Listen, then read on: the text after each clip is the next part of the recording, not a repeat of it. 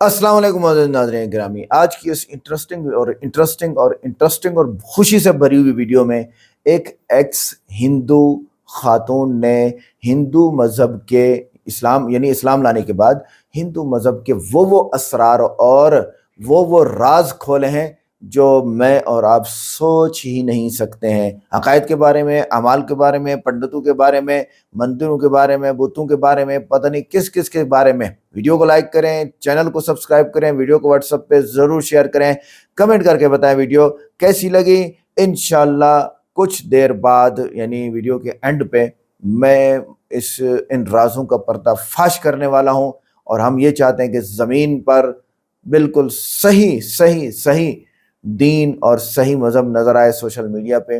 उसके लिए हम बैठे हैं इंशाल्लाह। आइए वीडियो शुरू करते हैं। से बात करते हैं। अस्सलाम वालेकुम रहमतुल्लाहि व बरकातहू। वालेकुम अस्सलाम व रहमतुल्लाह। क्या हाल है? ठीक हैं आप? अल्हम्दुलिल्लाह, अल्लाह का शुक्र। अल्हम्दुलिल्लाह। आपका नाम क्या है?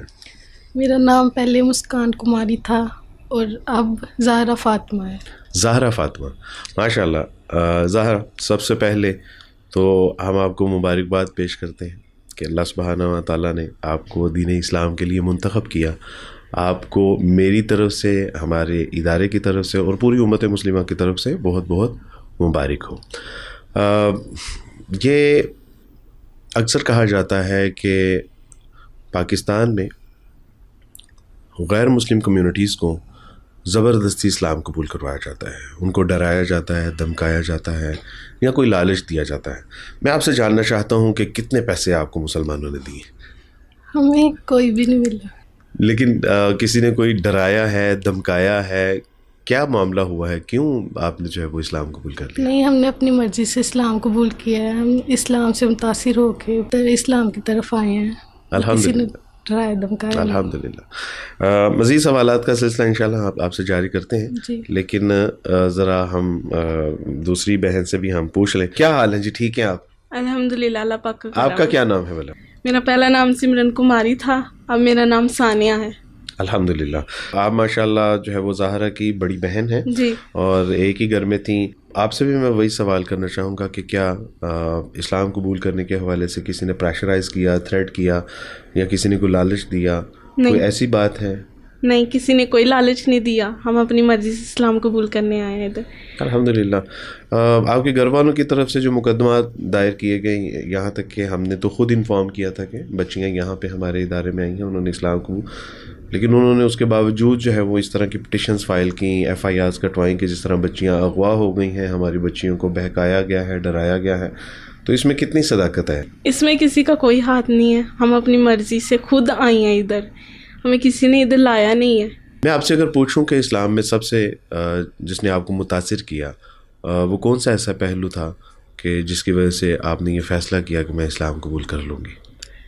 इस्लाम कबूल करने का सबसे मुतासिर कुन ये था कि वो एक खुदा को मानते हैं। हमारे हिंदू मज़हब में त्रिमूर्ति को माना जाता है और उनके 33 करोड़ आगे अवतार हैं। 33 करोड़ में से आपने कम से कम कितने खुदाओं को देखा है? ये कितने खुदाओं की मूर्तियाँ आपके यहाँ मौजूद हैं? चंद को ही देखा हुआ है। अगर हम देखने बैठ जाए रोज़ एक को तो 33 करोड़ दिन चाहिए। नहीं देखे जाए। माशाल्लाह। यानी आपने फरमाया कि सबसे इस्लाम में मुतासिर कुन जो चीज़ है वो तसव्वुर तौहीद है। सानिया, इस्लाम में आप कौन सी ऐसी चीज़ है जिससे सबसे ज़्यादा मुतासिर थी?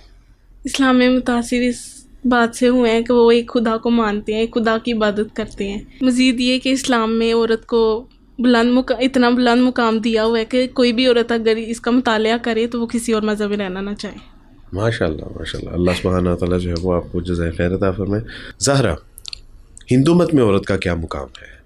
हिंदू मज़हब में ये है कि वो औरत को पैदा ही इसलिए किया जाता है कि वो मर्द की खिदमत करे। पहले औरत जब शोहर मतलब कि फोत हो जाते थे ना, तो उनके साथ ही औरत को भी जलाया जाता था। हाँ, जिसको सती कहते हैं। जी, जिसको सती कहते हैं। जब सती का ये ख़त्म हो गया तो इसके बाद अब जो है ना, शोहर के मरने के बाद जो है औरत को बेवा करार दिया जाता है, सफ़ेद लिबास, ना वो किसी खुशी में शरीक हो सकती है, ना इवन दो कि मेरा ख्याल है मेकअप शेकअप करने की भी, ज़ेवरात पहनने की भी इजाज़त नहीं है। यानी वो जिस मकसद के लिए पैदा की गई थी, जब उसका शोहर ही इस दुनिया से चला गया तो बस ठीक है, अब तो वो दुनिया के ऊपर बोझ है। पहले वो जला देते थे, अब उन्होंने कहा अच्छा भी जलाना अगर ये ह्यूमन राइट्स के अगेंस्ट है तो ठीक है फिर, लेकिन ये भी तो कोई उनके हकूक नहीं है। मजीद ये कि हिंदू मत में औरत को कोई खास मुकाम नहीं दिया गया, हालांकि इसमें काफ़ी ज़्यादा देवियाँ हैं, लेकिन औरत को झूठ की मानित माना गया है, यानी मकर से ताबीर जी मकर से ताबीर किया गया है। अल्लाह पाक ने ख़वातीन के लिए कुछ अयाम रखे हैं हिंदू मत में, जब इन अयाम में ना तो वो किसी को छू सकती हैं,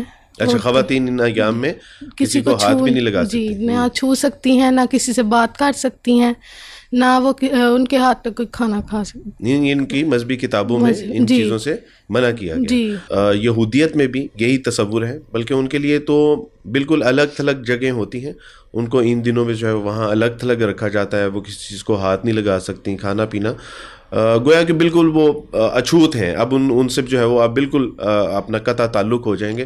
तो ये एक चीज़ है जो यहूदियत में भी और हिंदू मत में सिमिलर है। यही वो चीज़ें थी जिन्होंने हमें मजबूर किया सोचने पर कि हिंदू मत कैसा दीन है जिसमें ख़वातीन को कदर की निगाह से नहीं देखा जाता। सिर्फ यही नहीं कि हिंदू मज़हब औरत को ख़ास मुकाम नहीं देता, इसके बरअक्स इस्लाम औरत को बहुत ख़ास मुकाम देता है। यही वजह है जो दुनिया में इस्लाम कबूल करने की तादाद है वो ज़्यादा ख़वातीन की है। हाँ अल्हम्दुलिल्लाह, बिल्कुल। मैं तो अक्सर ये बात कहता हूँ कि दुनिया में अक्सर इस्लाम कबूल करने वाले जो हैं वो उसमें ख़वातीन हैं अल्हम्दुलिल्लाह। जब आप हिंदू थे तो तरीक़ा इबादत क्या था आपके यहाँ? हमारे यहाँ यही रिवाज है कि हमें मंदिर जाया जाता है, उधर जाके बुतों की पूजा की जाती है, मूर्तियों की, तो उनके आगे पूजा की जाती है और एशिया रखी जाती हैं खाने पीने की, जिसे बाद में प्रसाद के तौर पे इंसान ही खुद खा जाते हैं। बाज़ चीज़ें तो हैं जो पानी में बहा दी जाती हैं, जैसे दूध वगैरह है ये जी। तो वैसे जिनके आगे यानी ये जो नारियल होता है या कीमती अशिया होती हैं वो मूर्तियों के आगे रखी जाती हैं, तो मूर्तियाँ वैसे उसको खाती भी हैं?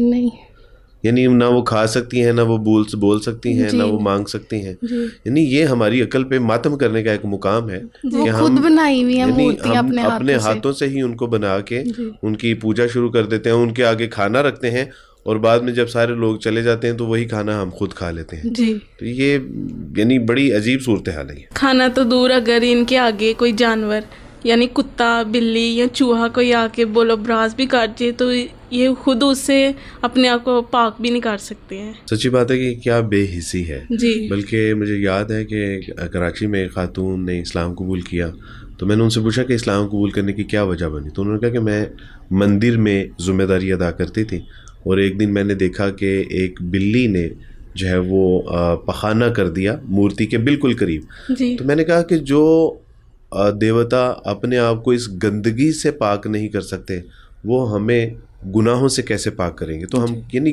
किस हैसियत से अपने गुनाहों की मुआफ़ी इनसे मांगते हैं कि जो अपने आप को इस तरह की गंदगियों से पाक नहीं कर सकते। ये हिंदू मत पे कोई तनकीद नहीं है जो हम कर रहे हैं, ये वो हकायक हैं जो दूसरों को बताना बहुत ज़रूरी है। बिल्कुल सही बात है, ये एक हकीकत है, इससे नज़रें नहीं चुराई जा सकती। और मेरा ख्याल है कि हमारे हिंदू बहन भाई ख़ासकर जो पाकिस्तान में हैं, हिंदुस्तान में या जहाँ भी दुनिया में, उनको ज़रा देखना चाहिए कि क्या वाक़अतन जिसकी हम इबादत करते हैं, जिसे हम मांगते हैं, जिसे हम हाजतें पूरी करवाते हैं, वो इतने कमज़ोर हैं। अल्लाह सुब्हानहू व तआला फरमाते हैं कि ये इतने कमज़ोर हैं कि इनके आगे से अगर कोई मक्खी खाना भी ले लेना तो ये उससे अपना खाना भी वापस नहीं ले सकते।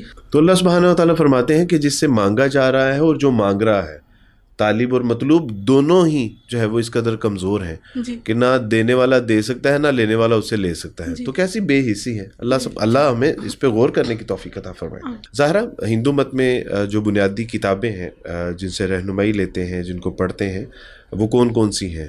किताबें तो कई तरह की हैं, उनमें जो बुनियादी किताबें हैं उनके 4 वेद हैं, ऋग्वेद, यजुर्वेद, अथर्ववेद और सामवेद।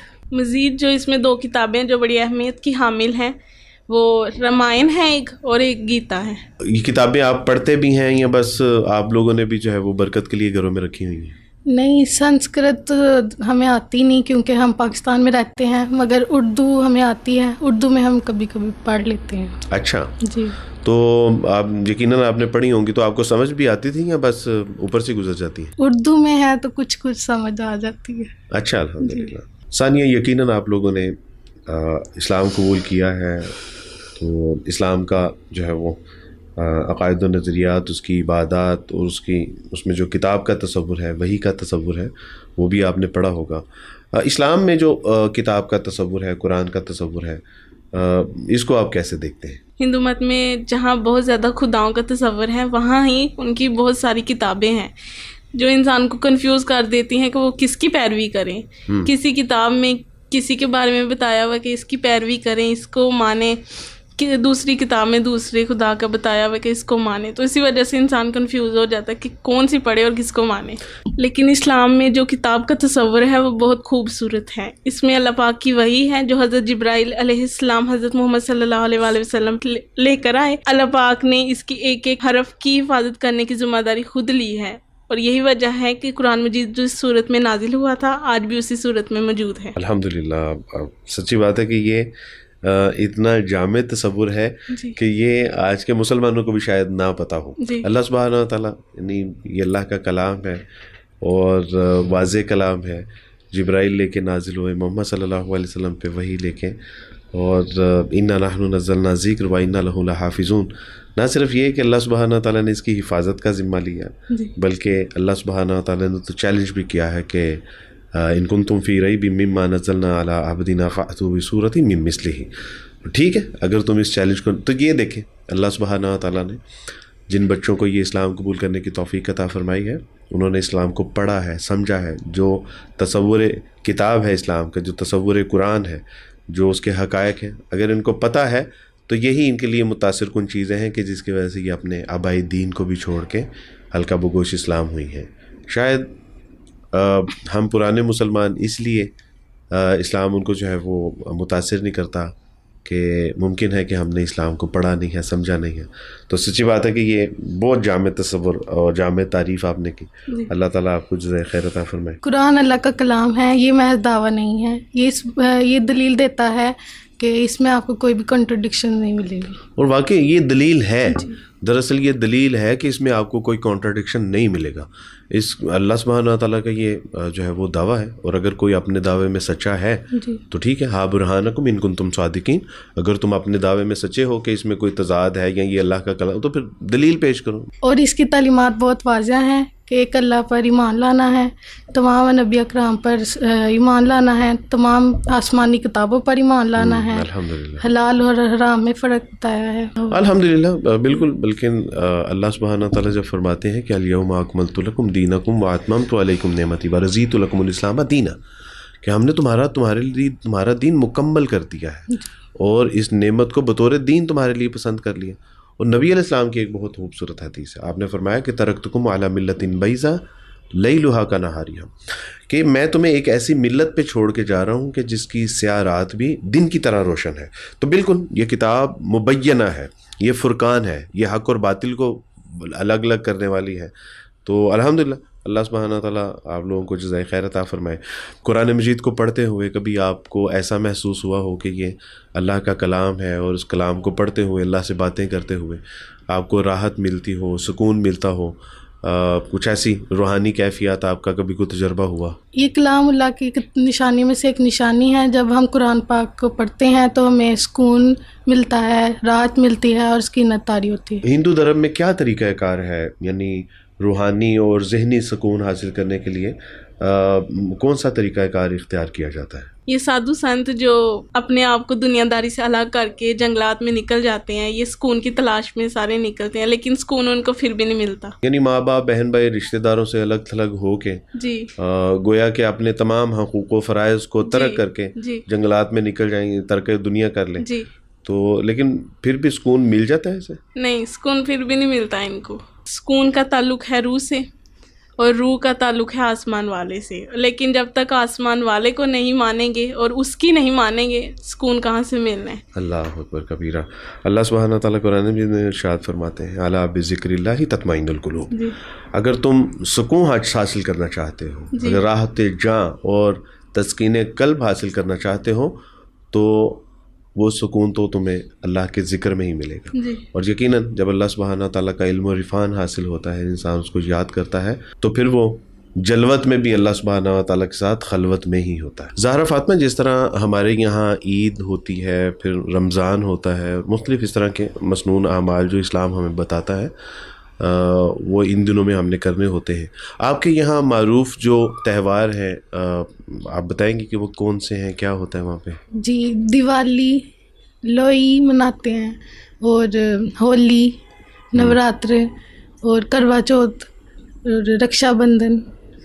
تو یہ اس پہ کیا ہوتا ہے, ہولی پہ کیا کرتے ہیں آپ لوگ؟ رنگوں کے ساتھ کھیلتے ہیں. یہ ہمارا مذہبی تہوار ہے, اور ہمیں بہت حیرانگی ہوتی ہے جب ہم دیکھتے ہیں کہ کالجز میں, یونیورسٹیز میں یہ تہوار مناتے ہیں مسلمان. ہم ہندوؤں کے یہ نہیں مناتے ہیں, ہمارا مذہبی تہوار ہے, حالانکہ ہم یہ مناتے نہیں ہیں, تو وہ مسلمان ہو کے یہ تہوار. اس کا مقصد کیا ہوتا ہے اس کو تہوار کو منانے کا؟ یہ ہماری کتابوں میں اس کی تاکید کی گئی ہے کہ رنگوں کے ساتھ کھیلنا اپنے دیوتا کو خوش کرنے کے لیے. یعنی یہ رنگوں کے ساتھ کھیلنا, دیوتاؤں کو خوش کرنا, یہ مقصد ہے اس کا. جی. اور کتابوں میں اس کی جو ہے وہ تاکید آتی ہے. اور یہاں پہ ہم مسلمان اس تہوار کو جو ہے وہ جانے انجانے میں منا رہے ہیں. بہرحال یہ بات قابل افسوس ہے. اور دیوالی پہ کیا ہوتا ہے جی؟ دیے جلاتے ہیں. دیوالی پہ دیے جلانے ہوتے ہیں. رکشا بندھن میں جو ہے وہ بہن بھائی کے وہ ایک عہد و پیما ہوتا ہے. اور نواترا میں یہ 9 دن کے ورت ہوتے ہیں, وہ رکھتے ہیں, یعنی روزوں کی طرح ورت ہوتے ہیں, وہ رکھنے ہوتے ہیں. آپ کے یہاں بھی یہ بات ہے کہ جب آپ ورت رکھتے تھے تو کچھ کھانا پینا نہیں ہوتا تھا؟ نہیں, رات کو جب چاند نکلے تو پھر کھانا پینا اس کے ساتھ. تو کروا چوتھ بھی تو کچھ اسی طرح کی ایک رسم تھی کہ وہ شادی شدہ عورتیں رکھتی ہیں. اچھا, وہ شادی شدہ عورتوں کے لیے ہے. ثانیہ, پاکستان میں تقریباً کتنے ہندو آباد ہیں؟ پاکستان میں تو ناظرین گرامی, آگے ویڈیو چل رہی ہے, بہت سارے راز آ رہے ہیں ہندو مذہب کے, اور عجیب عجیب راز تو آگے بہت سارے ہیں. یہاں ان دونوں بہنوں نے اسلام قبول کیا, بہت خوشی کی بات ہے. اللہ تعالیٰ ان کی مدد فرمائے اور ان کے ساتھ جو ہے وہ تعاون فرمائے. ہندوؤں کا کہنا ہے کہ 33 کروڑ خدا ہیں. ایک بات جو ان کو متاثر کرنے والی تھی کہ ہمیں یہ بات پسند نہیں ہے کہ 33 کروڑ خدا ہے, نعوذ باللہ من ذالک. یہ عقیدہ ہے ہی غیر منطقی, اور خود ہندو مذہب کی کتابوں کے خلاف بھی ہے. عقلی دلیل یہاں پر یہ ہے کہ 33 کروڑ خدا ماننے کا مطلب یہ ہے کہ کوئی بھی چیز خدا ہو سکتی ہے جس سے مذہب میں انتشار پیدا ہو سکتا ہے. یہ ہندو مذہب کی اپنی ایک بڑی خامی ہے, ایک خدا میں انتشار نہیں. آج تک آپ لوگوں نے نہیں سنا ہو, شاید نہیں سنا ہوگا کہ کوئی اللہ تعالیٰ کے بارے میں اختلافی بحث کر رہا ہو. سب مانتے ہیں اگر ہر چیز خدا ہے تو اچھائی اور برائی میں فرق ختم ہو جاتا ہے. یہ عقل کے خلاف ہے, یاد رکھیے گا. تو اگر اچھا آدمی خدا ہے تو برا تو بدرجہ اولا نعوذ باللہ خدا ہوگا کیونکہ اس سے تو ڈر سے ہم کہیں گے کہ خدا ہے. تو یہ باطل بات ہے.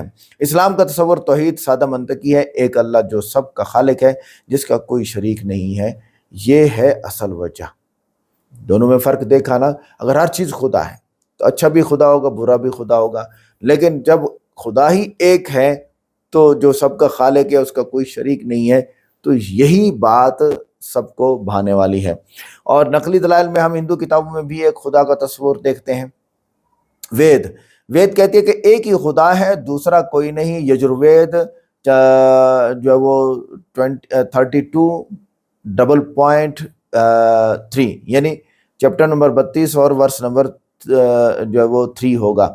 گیتا صرف ایک خدا ہے, گیتا میں لکھا ہوا ہے, اور جس کی کوئی تصویر نہیں. بھگوت گیتا اور چیپٹر نمبر 9 اور ورس نمبر 11. قرآن میں اللہ تعالیٰ فرماتا ہے قل هو اللہ احد اللہ الصمد, کہو اللہ ایک ہے, اللہ بے نیاز ہے. سورہ اخلاص آیت نمبر 1-2.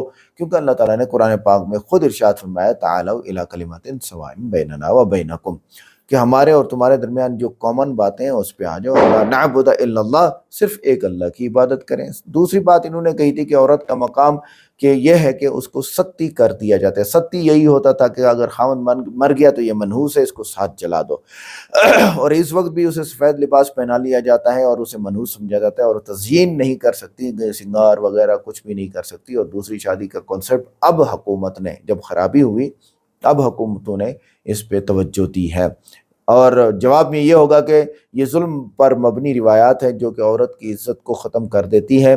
ستی یعنی عورت کو شوہر کے ساتھ جلانا ظلم ہے جو فطرت کے خلاف ہے۔ فطرت یہ نہیں کہتی کہ آپ زندہ چیز کو جلا دیں۔ شوہر کے مرنے کے بعد عورت پر تمام خوشیاں حرام کرنا اس کی بنیادیں انسانی حقوق کی خلاف ورزی ہے۔ اس کے حقوق کیوں کھاتے ہو آپ؟ اور نقلی دلیل ہندو کتابوں میں یہ ہے کہ ستی کا حکم ویدوں میں نہیں بلکہ یہ بعد میں برہمنوں نے شامل کیا۔ ہندو اسکالر راجا رام موبن کی رائے، راج موہن کی رائے۔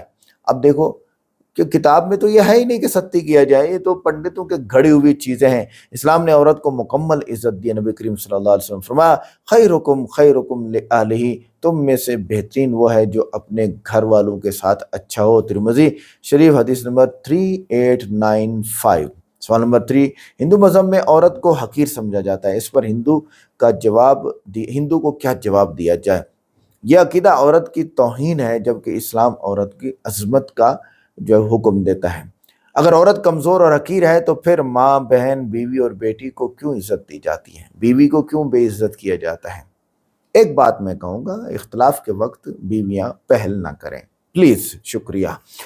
دنیا کی تمام بڑی کامیابیاں مرد اور عورت کے اشتراک سے ہوئی ہیں۔ کسی ایک جنس کو کم تر سمجھنا انسانی ترقی کے خلاف ہے۔ اس وقت مسلمانوں میں سب سے بڑی شخصیت آپ کسے مانتے ہیں؟ سوشل میڈیا کے حساب سے اگر دیکھیں، طارق جمیل صاحب، مفتی طارق مسعود صاحب اور مولانا مکی صاحب حجازی صاحب مکہ میں بیٹھے ہیں، اسی طرح حرم کے امام، یہ ساری بڑی ہستیاں ہیں۔ اب جائیں پوچھیں پیچھے ماں کا کردار کیا ہوا، ماؤں نے یہ فائدہ دیا ہے، اور میں کیا بولوں۔ تو اچھا بیویوں کا کردار بھی جا کے دیکھ لیں، بیویوں کا بھی وہاں اچھا کردار ہے، اور پہل نہیں کی بیویوں نے، پھر یہ بتا۔ اچھا نقلی ہندو کتاب میں لکھا ہے کہ عورت کا کام صرف شوہر کی خدمت کرنا ہے، اگر وہ نافرمانی کرے تو وہ دوزخ کی حقدار ہوگی۔ منوسمتی چیپٹر نمبر 5 ورس نمبر 151۔ جبکہ اسلام میں الجنت تحت اقدام الامہات، رسول اللہ صلی اللہ علیہ وسلم فرمایا کہ جنت ماں کے قدموں تلے ہے۔ مسند احمد حدیث نمبر 16662۔ کامن ہے ہندو مذہب میں اور اسلام میں، اور قرآن میں ہے کہ ہندو مذہب میں اور اسلام میں کوئی بھی کامن چیز ہے اس کو مانو۔ سوال نمبر 4، کتا بلی کسی برتن میں آدھا پیشاب کر دے، ہندو مذہب میں اسے پاک نہیں کیا جا سکتا۔ ہندو کو اس پر کیا جواب دیا جائے؟ یہ غیر فطری اور غیر منطقی عقیدہ ہے۔ صفائی ایک سائنسی اور طبعی چیز ہے، کسی بھی چیز کو دھو کر پاک کیا جا سکتا ہے۔ اگر ناپاک چیز کو پاک نہیں کیا جا سکتا تو پھر ہندو گھروں میں صفائی کیوں کی جاتی ہے؟ یہ بھی ہے۔ آگے قرآن پاک میں اللہ تعالیٰ فرمائے ان اللہ یحب التوابین و یحب المتطہرین، پاکیزہ لوگوں کو اللہ تعالیٰ پسند کرتا ہے۔ سوال نمبر 5، ہندو مذہب کی بہت ساری کتابیں کنفیوژن پیدا کرتی ہیں جبکہ قرآن ایک ہے اور محفوظ ہے، تو ہندو کو کیا جواب دیا جائے گا یہاں پر؟ اگر ہندو مذہب کی سب کتابیں سچی ہیں تو ان میں تضاد کیوں ہے؟ تضاد والی چیز سچی نہیں ہو سکتی۔ قرآن اور حدیث میں کہیں تضاد ملتا ہے تو کم علمی سے ملتا ہے، اگر اس کو صحیح طریقے سے پڑھ لیا جائے تو تضاد ہٹ جاتا ہے۔ اسلام میں ایک ہی کتاب قرآن ہے جو بغیر کسی تحریف کے اور بغیر کسی تضاد کے آج بھی موجود ہے۔ ہندو اسکالر راجا رام موہن رائے رکھتے ہیں کہ ویدوں میں بھی کئی تبدیلیاں کی گئی ہیں، ان کی اصل شکل موجود ہی نہیں ہے۔ قرآن بھی یہ کہتا ہے کہ اِنَّا نَحْنُ نَزَّلْنَا الذِّكْرَ وَإِنَّا لَهُ لَحَافِظُونَ، ہم نے ذکر قرآن کو نازل کیا ہے اور ہم ہی اس کی حفاظت کرنے والے ہیں۔ سورہ حجر آیت نمبر 9۔ نمبر 6 پر ہندو مذہب میں سادھو سنت بنتے ہیں اور رہبانیت کو اختیار کرتے ہیں، ہندو کو اس پر کیا جواب دیا جائے گا؟ یہ آپ کے سامنے آ گیا جواب۔ دنیا کو چھوڑ کر جنگلوں میں چلے جانا انسانی فطرت کے خلاف ہے، کیونکہ انسان کو معاشرے میں رہنے کے لیے بنایا گیا۔ آپ سائنس میں جائیں، میڈیکل میں جائیں، میڈیکل اس کی اجازت نہیں دیتا کہ انسان کی فطرت میں نہیں ہے کہ وہ تنہا زندگی گزار سکے۔ وہ انسانوں میں رہے گا، ایک جانور نہیں گزار سکتا بغیر بھیڑ بکری چڑیا اکیلے پنجرے میں، تو آپ انسانوں کو کہیں گے جی اکیلے ہو جاؤ آپ جنت میں چلا جاؤ گے؟ لا حول ولا قوت الا باللہ العظیم۔ اگر سب رحمانیت اختیار کر لیں تو دنیا کا نظام ختم ہو جائے گا۔ اللہ تعالیٰ نے قرآن پاک میں فرما دیا کہ وَرَهْبَانِيَةً ابْتَدَعُوهَا مَا كَتَبْنَاهَا عَلَيْهِمْ، کہ ان لوگوں نے رہبانیت کو خود اپنے اوپر مسلط کیا، ہم نے کوئی ان پر فرض نہیں کیے۔ نبی کریم صلی اللہ علیہ وسلم نے فرمایا کہ لا رہبانیت فی الاسلام، اسلام میں کوئی رہبانیت نہیں ہے کہ آپ جنگل میں ایک کوٹھے میں ایک کمرے میں بیٹھ کے اللہ اللہ کریں، اس کی اجازت نہیں. آگے دیکھتے ہیں کیا راز آ رہے ہیں ہندو مذہب کے. کم و بیش 50 لاکھ کے قریب ہندو آباد ہیں. زیادہ ان کی تعداد جو ہے وہ کن علاقوں میں پائی جاتی ہے؟ سب سے زیادہ تعداد سندھ میں پائی جاتی ہے اور اس کے بعد سیالکوٹ، ظفروال، نارووال، ان علاقوں میں جی پائی جاتی ہے. اور ظاہر ہے پھر تھوڑی تھوڑی تعداد میں تو پھر جی پاکستان کے مختلف علاقوں میں یہ پائے جاتے ہیں. جی. ظاہر فاطمہ کیا سمجھتے ہیں کہ پاکستان میں رہنے والے ہندو جو ہیں مسلمانوں کی طرف سے کسی طرح کے مسائل کا سامنا ہے ان کو؟ الحمدللہ کافی عرصے سے ہم پاکستان میں ہندو کمیونٹی کی حیثیت سے رہ رہے ہیں. کبھی ایسا نہیں ہوا کہ مسلمانوں کی طرف سے کوئی برے رویے کا سامنا ہوا ہو. الحمدللہ. لیکن کہا جاتا ہے کہ پاکستان میں اقلیتیں جو ہیں وہ غیر محفوظ ہیں، ہندو ہوں عیسائی ہوں، تو یہ جو ہے وہ یہاں پہ ان کے لیے مسائل ہیں. نہیں ایسی تو کوئی بات نہیں ہے. ہمیں تو پورے حقوق ملتے ہیں ادھر پاکستان میں. یہ محض ایک پروپیگنڈا ہے جیسے ہمارے پڑوسی ملک ہندوستان میں اقلیتوں کے ساتھ ہو رہا ہے. الحمدللہ پاکستان میں تو ایسی کوئی صورتحال نہیں ہے. الحمدللہ اللہ کا شکر ہے. اور میرا خیال ہے کہ آپ ہندو کمیونٹی سے تعلق رکھتی تھیں جی. اور آپ کی گواہی سب سے زیادہ معتبر ہوگی، بجائے یہ کہ ہم جو ہے وہ اسلام کے قصیدے پڑھتے رہیں، مسلمانوں کے قصیدے پڑھتے رہیں. تو لیکن جب کوئی غیر مسلم یا اقلیتیں جب اسلام کی، مسلمانوں کے بارے میں یا پاکستان کے بارے میں کوئی بات کرتی ہیں تو میرا خیال ہے کہ یہ زیادہ اوتھینٹک بات ہوتی ہے. ثانیہ، آج بھی جو پاکستان میں ہندو کمیونٹی ہے وہ اپنے مردوں کو جلاتے ہی ہیں یا کچھ لوگ جو ہیں وہ دفناتے بھی ہیں؟ جی بالکل، آج بھی ہندو مت میں مردوں کو جلایا جاتا ہے. لیکن جہاں پہ شمشان گھاٹ نہیں ہوتے وہاں پاکستان میں ہندو اکثریت جہاں رہتی ہے وہاں شمشان گھاٹ ہوتے ہیں اور وہاں ہی چتا کا انتم سنسکار کیا جاتا ہے. یعنی آگ لگا دی جاتی ہے. جی. لیکن بائی چانس اگر کسی علاقے میں نہ ہو شمشان گھاٹ تو پھر ان کو مجبوری کے تحت دفن کرنا پڑتا ہے. جی. یہ جب انتم سنسکار کیا جاتا ہے، آگ لگائی جاتی ہے چتا کو، تو اس کے بعد کے عوامل کیا ہوتے ہیں؟ اس کے بعد 2 یا 3 دن بعد اس کی جو ہڈیاں ہوتی ہیں ان کو پھول کہتے ہیں اور ایک برتن میں ڈال کے اور اس کو اوپر سے باندھ بھی دیتے ہیں اور ایک سمندر یا دریا میں جو جی اور اس کو بہا دیتے ہیں. جی. اس کے بعد پھر یہ تیسرے دن عمل ہوتا ہے. جی. اس کے بعد 7واں 10واں اور 40واں اور پھر اس کے بعد سال برسی. زہرا فاطمہ، آپ کے خاندان کا تعلق کس ذات کے ساتھ تھا؟ آریہ سماج کے ساتھ. آریہ سماج کے ساتھ. ویسے ہندوؤں میں ذات پات کو لے کے یعنی بہت اہتمام کیا جاتا ہے. یعنی اس کے بارے میں آپ کچھ بتائیں گے؟ ہمارے یہاں سب سے اونچی ذات برہمن کی ہے اور ان کو دیوتا کی اولاد سمجھا جاتا ہے، اور سب سے نچلی ذات شودر ہے.